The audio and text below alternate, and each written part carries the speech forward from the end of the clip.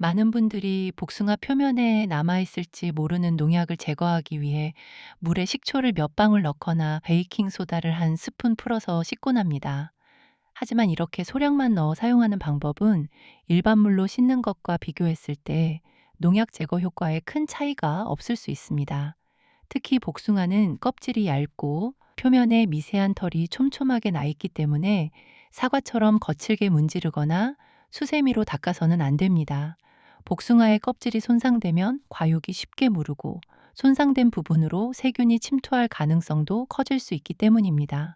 그렇다면 복숭아는 어떻게 씻고 보관해야 안전하게 먹을 수 있을까요? 오늘은 복숭아에 남아 있을 수 있는 농약과 이물질을 줄이는 세척법부터 절대 먹으면 안 되는 복숭아의 상태, 올바른 후숙과 보관 방법까지 자세히 알아보겠습니다. 농약은 기본적으로 해충이나 잡초를 제거하기 위해 사용하는 물질입니다. 정해진 기준에 따라 사용되고 출하 전 잔류농약 검사도 이루어지지만 섭취하기 전에는 복숭아의 표면을 깨끗하게 세척하는 것이 좋습니다. 농약과 같은 외부 물질이 많은 양으로 몸에 들어오면 간이 이를 분해하고 배출하는 과정에서 부담을 받을 수 있습니다. 일부 물질은 우리 몸속에서 호르몬과 비슷하게 작용할 가능성이 제기되기도 합니다. 따라서 복숭아가 몸에 좋은 과일이라고 해도 씻지 않은 상태로 바로 먹기보다는 올바른 방법으로 세척해 섭취하는 것이 중요합니다. 유기농 복숭아라고 해서 씻지 않고 먹어도 되는 것은 아닙니다. 농약을 사용하지 않았거나 적게 사용했더라도 복숭아가 자라고 수확되고 운반되는 과정에서 먼지나 흙, 미생물과 각종 이물질이 묻을 수 있습니다. 복숭아밭 주변에 자동차가 많이 다니거나 공장과 가까운 환경이라면 배기가스와 미세먼지에 포함된 오염물질이 표면에 달라붙을 가능성도 있습니다. 특히 복숭아 표면에는 솜털이 많기 때문에 눈으로는 잘 보이지 않는 먼지가 털 사이에 남아있을 수 있습니다. 유기농 여부와 관계없이 반드시 흐르는 물에 충분히 세척한 뒤 드셔야 합니다. 많은 분들이 복숭아를 씻을 때 식초 몇 방울이나 베이킹소다 한 스푼을 물에 풀어 사용합니다. 하지만 물의 양에 비해 식초나 베이킹소다의 농도가 지나치게 낮다면 농약 제거 효과가 일반 물과 크게 다르지 않을 수 있습니다.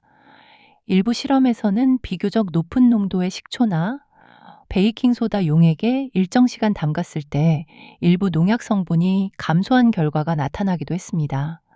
그러나 연구에 사용된 농도는 가정에서 흔히 물에 식초 몇 방울을 넣는 정도와는 차이가 있습니다. 그렇다고 연약한 복숭아를 진한 식초나 베이킹소다 용액에 오랫동안 담가두는 것도 좋은 방법은 아닙니다. 복숭아 껍질과 과육이 손상되거나 맛과 향이 변하고 상하는 속도가 빨라질 수 있기 때문입니다. 복숭아를 가장 간단하고 안전하게 세척하는 방법은 먹기 직전에 흐르는 물을 이용하는 것입니다. 먼저 복숭아를 깨끗한 물에 잠깐 담가 표면의 먼지와 이물질을 불려줍니다. 그 다음 손바닥으로 복숭아를 부드럽게 감싸고 흐르는 물에서 살살 돌려가며 씻어주세요. 복숭아 털이 신경 쓰인다면 깨끗한 손이나 부드러운 천을 이용해 가볍게 문질러 씻을 수 있습니다. 단단한 수세미나 솔로 강하게 문지르면 껍질에 상처가 생길 수 있으니 피해야 합니다. 꼭지 주변과 움푹 들어간 골 부분에는 먼지와 이물질이 남기 쉬우므로 이 부분도 물로 꼼꼼하게 씻어주세요.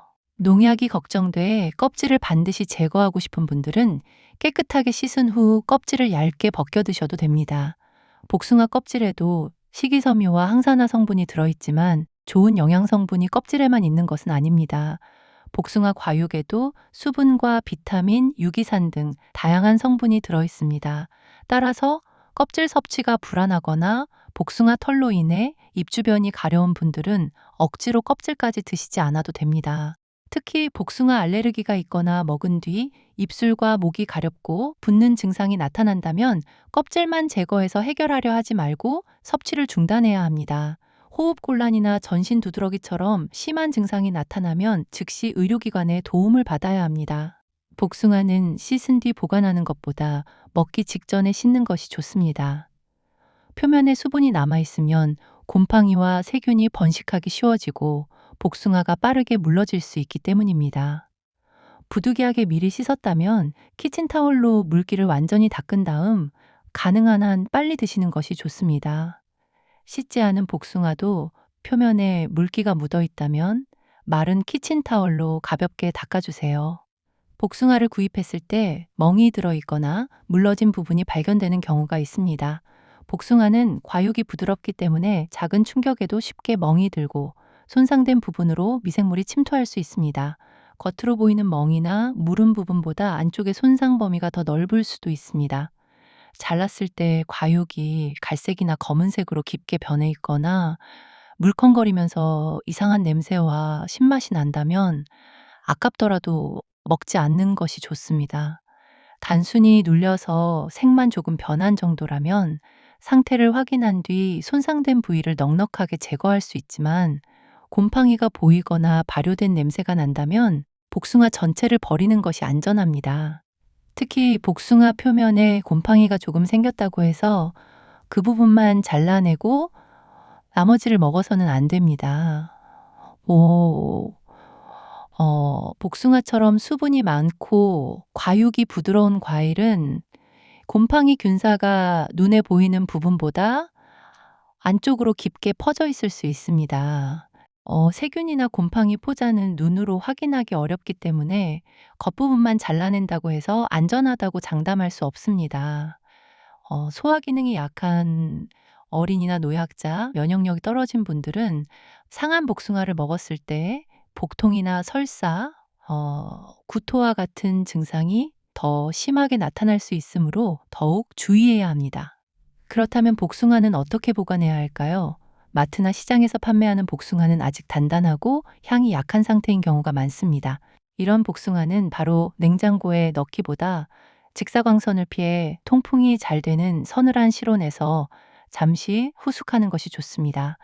냉장고에 너무 일찍 넣으면 숙성 속도가 느려져 단맛과 향이 충분히 올라오지 않을 수 있습니다. 다만 한여름처럼 실내 온도가 지나치게 높다면 실온에 오래 두지 말고 상태를 자주 확인해야 합니다. 복숭아에서 달콤한 향이 나고 꼭지 주변을 살짝 눌렀을 때 약간 부드러운 느낌이 들면 먹기 좋은 상태입니다. 후숙이 완료된 복숭아를 바로 먹지 않을 때는 한 개씩 키친타월이나 종이로 감싸주세요. 그런 다음 서로 부딪히거나 눌리지 않도록 간격을 두고 밀폐용기나 지퍼백에 넣어 냉장 보관하는 것이 좋습니다. 복숭아는 무게와 압력에도 쉽게 멍이 들기 때문에 여러 개를 높이 쌓지 말고 한 층으로 놓는 것이 좋습니다. 냉장고에서도 너무 차가운 안쪽 벽면보다는 온도가 비교적 일정한 채소칸에 보관하는 편이 좋습니다. 복숭아를 다른 과일과 한 봉지에 넣어 보관하는 것도 주의해야 합니다. 바나나와 사과, 키위처럼 숙성 과정에서 에틸렌 기체를 많이 발생시키는 과일과 함께 밀봉하면 복숭아가 빠르게 익을 수 있습니다. 아직 단단한 복숭아를 빨리 후숙하고 싶을 때는 이런 성질을 이용할 수 있습니다. 하지만 이미 잘 익은 복숭아를 에틸렌이 많이 나오는 과일과 함께 두면 지나치게 빨리 물러지고 상할 수 있습니다. 따라서 후숙이 끝난 복숭아는 다른 과일과 분리해 보관하는 것이 좋습니다. 냉장 보관한 복숭아는 먹기 약 20분에서 30분 전에 꺼내두면 차가운 상태에서 느끼기 어려웠던 단맛과 향을 더 잘 느낄 수 있습니다. 너무 오래 실온에 꺼내놓으면 금방 물러질 수 있으므로 먹을 만큼만 꺼내는 것이 좋습니다. 자른 복숭아는 공기와 접촉하면 갈변하고 수분이 빠르게 줄어듭니다.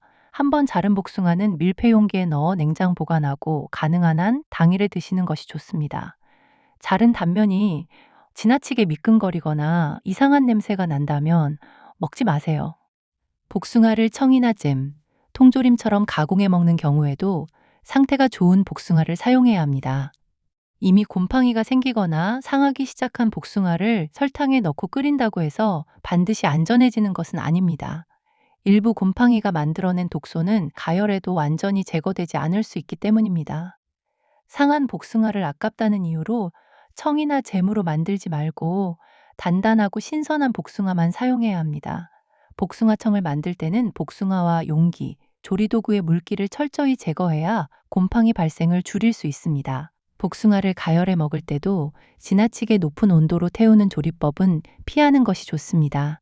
복숭아를 살짝 굽거나 익히면 식감과 향이 달라져 색다르게 즐길 수 있지만 설탕이나 시럽을 많이 넣은 상태에서 표면이 검게 탈 정도로 오래 가열하는 것은 좋지 않습니다. 과일의 건강상 이점을 얻기 위해 먹으면서 많은 설탕과 기름을 추가하면 오히려 당과 열량 섭취가 늘어날 수 있습니다. 복숭아는 가능한 한 생과로 먹거나 낮은 온도에서 짧게 조리하는 것이 좋습니다.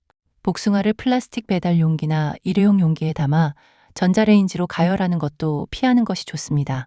전자레인지 사용이 가능한 용기인지 반드시 확인하고 가능하면 유리나 도자기 그릇으로 옮겨 가열하는 것이 안전합니다. 뜨거운 음식이나 산성식품을 플라스틱 용기에 오랫동안 담거나 같은 일회용 용기를 냉동과 재가열에 반복해서 사용하는 습관은 줄이는 것이 좋습니다. 오늘 내용을 정리해 보겠습니다. 복숭아는 유기농 여부와 관계없이 먹기 직전에 흐르는 물로 충분히 씻어야 합니다. 물에 식초 몇 방울이나 베이킹 소다를 조금 넣는다고 해서 농약이 완전히 제거되는 것은 아닙니다. 그렇다고 연약한 복숭아를 진한 용액에 오랫동안 담그거나 거친 수세미로 문질러서도 안 됩니다. 깨끗한 손으로 표면을 부드럽게 씻고 꼭지와 골 부분을 꼼꼼히 헹구는 것이 중요합니다. 농약이나 복숭아 털이 걱정된다면 껍질을 벗겨 드셔도 됩니다. 먹는 부분이 깊게 변색됐거나 곰팡이, 이상한 냄새, 물컹한 과육이 발견되면 아깝더라도 버려야 합니다. 단단한 복숭아는 서늘한 실온에서 후숙하고 먹기 좋게 익은 뒤에는 하나씩 감싸 냉장 보관해 주세요. 복숭아는 서로 부딪히거나 눌리지 않도록 간격을 두고 다른 과일과 분리해 보관하는 것이 좋습니다. 농약이 몸에 좋지 않다는 사실과 세균과 곰팡이가 건강에 문제를 일으킬 수 있다는 사실은 누구나 알고 있습니다. 이를 피하는 가장 확실한 첫 번째 원칙은 상태가 의심스러운 복숭아를 억지로 먹지 않는 것입니다. 복숭아는 수분이 많고 부드러워 한 부분에서 시작된 손상이 안쪽으로 빠르게 퍼질 수 있습니다. 눈에 보이는 부분만 괜찮다고 판단하지 말고 냄새와 색, 촉감까지 꼼꼼하게 확인하세요. 올바른 세척과 후숙, 냉장 보관 방법만 지켜도 여름철 복숭아를 더욱 맛있고 안전하게 즐길 수 있습니다.